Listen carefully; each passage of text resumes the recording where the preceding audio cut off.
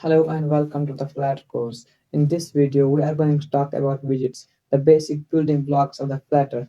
Widgets describe how your UI will be visible by any given configuration and state. As you can see these building blocks, it can be simple, they can be complex, and you can compose them like you want to create your UI as you imagine it.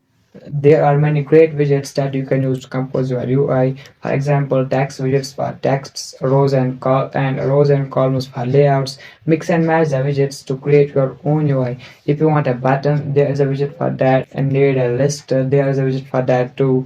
Everything in a Flutter is a widget. If you had an app that looks like this, there are a bunch of widgets. For example, here the button, that's one widget, and all these elements on the screen are widgets in the end. Actually, the whole page is a widget, and even the whole app is wrapped in one main widget.